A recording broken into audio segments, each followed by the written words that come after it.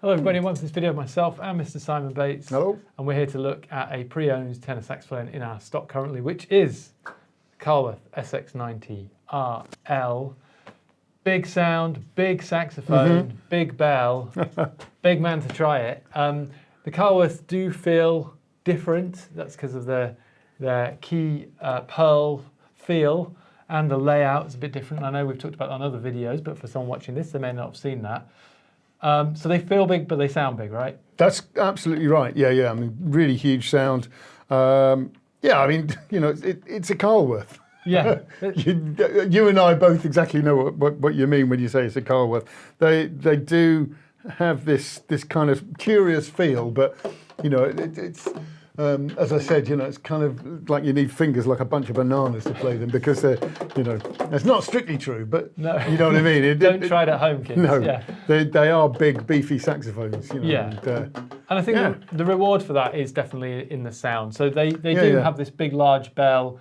This is the roll tone hole model as well. And that also adds a certain spread, I feel, to the sound versus the standard model. The roll tone holes is where there's a little ring on the actual tone hole as the pad comes down onto it, which widens the surface area, softens the landing zone, and does affect the immediacy of response, I think. That's how I kind of explain it.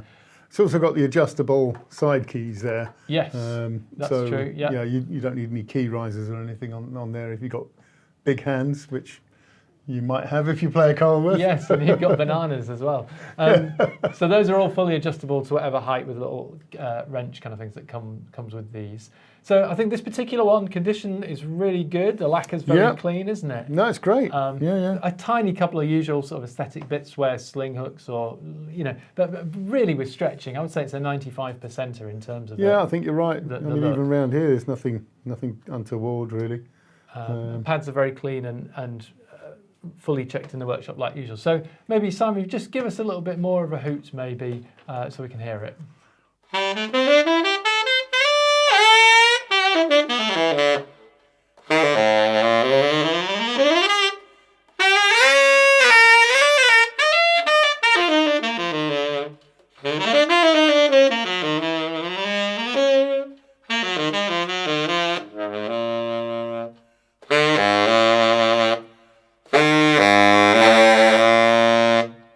Yeah, you can push a lot of air through it. That's for certain. Simon's using the Jody Jazz Jet tenor mouthpiece, which actually works quite nicely with this. It all does, yeah.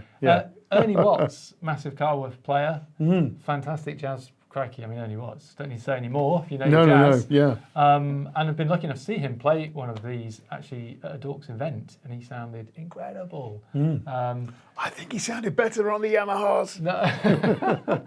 Between you and me. We'll talk about that another day. We will, yeah. But for this saxophone, I think if you're in the market for something that's big, booty, fruity, maybe soul band, function band, pop, jazz, but you want a heavy-duty tenor sound. Well, it's kind of like an old King Super 20. Yeah, it's got that kind absolutely of booty that. sound, Yeah. Then this would be right up your street.